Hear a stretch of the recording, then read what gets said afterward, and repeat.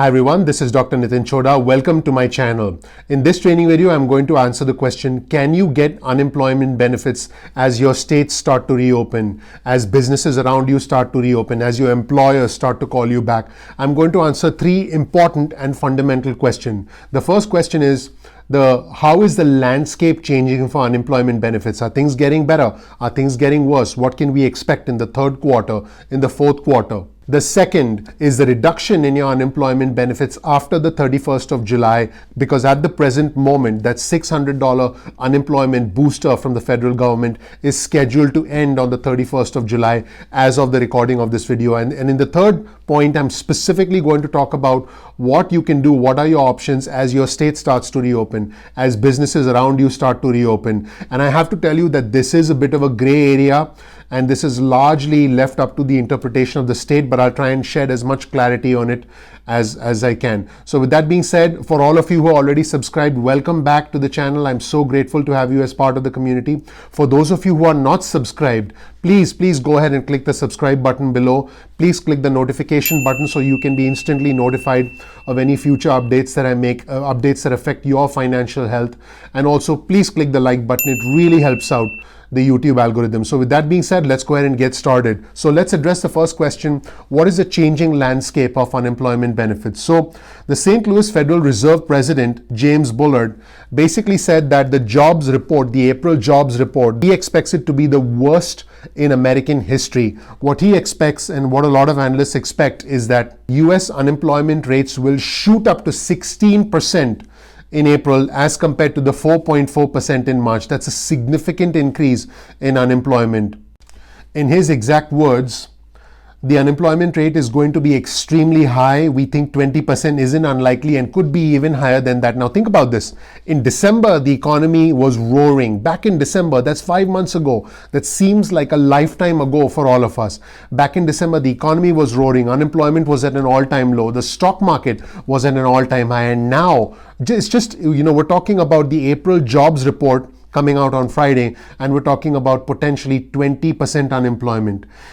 He went on to say, it's not surprising, it's a pandemic, it's a shutdown situation. Now, this is not all doom and gloom, because he did also say that he thinks that the US economy will start to recover in the third quarter and the fourth quarter. In his exact words, in the third quarter, it'll be a transition quarter, but I would expect relatively rapid growth. So that's good news. That's what we want to hear. And then he said, and then hopefully, by the time we get to the fourth quarter, we'll be finishing up the process. Now, he also went on to say that he wouldn't be surprised to see the US unemployment rate to decline back to single digits by the end of 2020 as the economy recovers from the sharp second quarter pullback.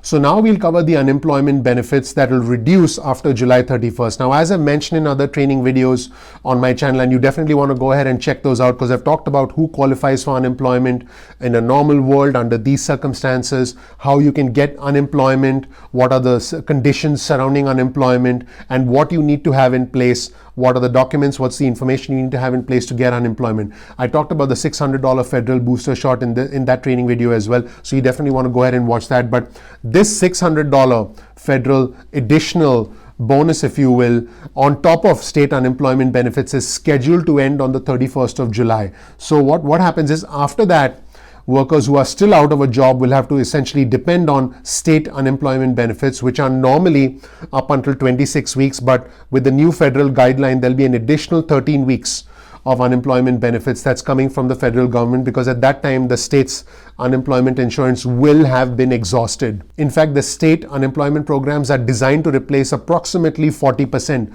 of an individual's average wage, because they're designed to encourage an individual to step out and look for work, which is harder and almost impossible for many of us given these circumstances. So this $600 additional federal booster is essentially, it's welcome at a time like this for most of us. Now, I know what a lot of you are thinking, hey, I haven't gotten it yet. I covered all of that in a separate training video. I understand that, but all the state systems are completely backlogged right now. So you need to apply, you need to make sure the state has all the information they need, and you need to follow up with them with your local state authorities. I'll include a link down below to the state agency, to all the state agencies for all the states, so that you can get in touch with the appropriate authority and follow up with your questions online or by phone. So now we'll talk about what happens to your unemployment benefits as states reopen. Can unemployed workers collect benefits in states that have reopened in situations where the employer is calling them back? This is a gray area because we've never really been in a situation where you're called back or you're required back, but it's unsafe to go out there. So I'm going to cover as much as I can, but again, number one, this is a gray area, and number two, the ultimate determination is going to be made by your state. I personally expect all states to issue specific guidelines as time goes by, and I also expect guidelines to change very quickly as the situation evolves, because if there is a resurgence of this illness in your state, you can expect the guidelines to change. If things get better and the case count is low and the number of new daily cases are low, then I think all the rules will go back to how they were in the pre-pandemic situation, in the normal world situation. And that's honestly what we all want. We want to get back to life as we know it. We want to get back to a normal world. So more and more states are now starting to reopen. As you know, unemployment workers now find themselves in a situation, hey, am I eligible for benefits because my state has opened, because my employer has opened? Maybe there's some confusion about whether you're an essential worker or not. Again, ultimately, it's the states that will make the determination. Now, states may differ in their interpretations of who remains eligible to collect benefits as they reopen, as shops and as businesses reopen, and once the pandemic has ended, once the lockdown rules are lifted, once social distancing eases. So again, it goes back to your state. Now, I believe that some states are likely to be a little bit more strict than others. And under normal circumstances, if you had a job offer, it would mean that you're no longer eligible for unemployment. And so different states are actually going to interpret this differently depending on the extent of the illness in that state. Also, there's a difference between workers who were laid off and workers who were furloughed. So let's define the difference between a laid off worker and a furloughed worker. A laid off worker is someone who's no longer working with the company, period. That's it. On the other hand, a furlough, which is a temporary leave, means that the worker is still technically an employee of the company, and that's different from a layoff where essentially a formal employee relationship has ended. Now, if called back to work, a furloughed employee may have a tougher time trying to collect unemployment benefits compared to somebody who was laid off. Now, there's a flip side to this. If somebody was laid off, given these circumstances, given all the nuances of the situation, is it safe to travel? Am I taking care of someone who needs help, who's been infected? Or for that matter, am I concerned about my own personal safety? Do you still qualify for unemployment benefits? That's the gray area that is going to be interpreted by states. So a state actually might have a difficult time also to find out if a laid off worker received a job offer. So there are all of these gray areas that are now going to start to emerge. And again, I expect states to offer specific guidance in the coming weeks and months, and I expect that guidance to change depending on the public health situation at any given moment in time. So things are going to ebb and flow, in my opinion, over several months. Now, there are several things to consider here. Now, if you refuse to work in the hopes of collecting unemployment and then your employer reports you to the state authorities, that could be a potential problem. It also might make sense to try and go back to your job, because if you remain on long-term unemployment, that could potentially hinder your prospects of getting normal wages and of getting salary increases when you do indeed return back to work. So there are those considerations as well. On top of that, like I mentioned earlier, what if you feel it's not safe for you to go out there? What if you feel that transport is a problem? What if you're staying home taking care of a child or a caretaker or someone who needs help, who needs that assistance? Again, this opens up that gray area, if you will, that's going to be interpreted by the states. On top of that, keep in mind that not all businesses will open. Even if your state opens, it doesn't mean that your employer is open. And even if your employer is open, they may be open for limited hours. They may have limited customers. They may only take on a certain number of customers because of social distancing, in which case your business, your employer could technically open, but they may not even call you back. So all of these factors come into play. But you need to do your own diligence and you need to check with your state. But if under the current rules, if you feel that it's unsafe for you to go to work, you may have grounds to actually refuse work and collect unemployment if conditions at work are no longer suitable, and in other words, they can make you feel unsafe. So you do have that option. And here's another thing that is designed to protect the state's interests and the workers' interests in a normal environment, and that's called the work search requirements. Under normal circumstances,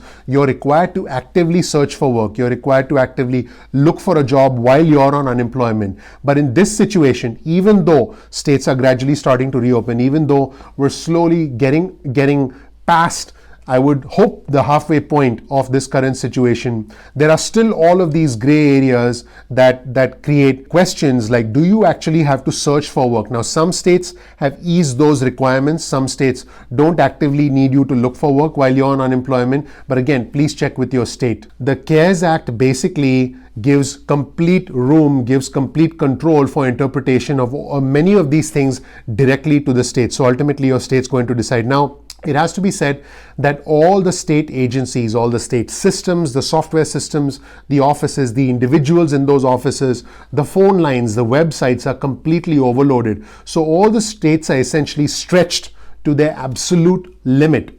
So whether the states can even interpret a lot of the rules under normal circumstances, I mean, that always was a challenge for the states. Now, on top of that, they expected to interpret these gray areas, these enforcements, if you will, from the federal government, where, you know, they have to relax some of their requirements. All of it is essentially going to be hard for the states to enforce. So I want you to keep that in mind, and I want you to apply as soon as you can and just wait. That's all we can do at this point in time.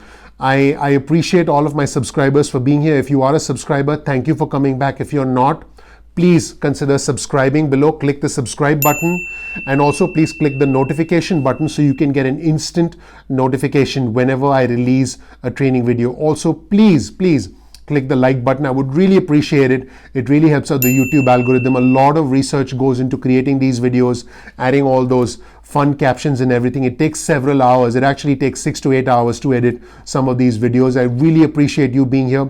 Thank you so much. I hope this was beneficial, and I hope that all of us can get back to work. I hope all of us can at some point stop talking about unemployment, because even though this is providing added benefits to a lot of us and it's providing us relief, it is not what we want in the long term. We want to get back to our jobs, we want to grow in our lives, and we want to get back to society, and I know we will soon. Thank you so much for watching. Once again, please click subscribe below. Please click like, please click the notification icon, and please comment below. I'm looking forward to interacting with you. And again, state-specific questions, it's better for you to talk to your state directly and direct those to your state. But please, by all means, participate below, engage with the community. We are all here for each other, and I'll see you soon in the next video. Thanks.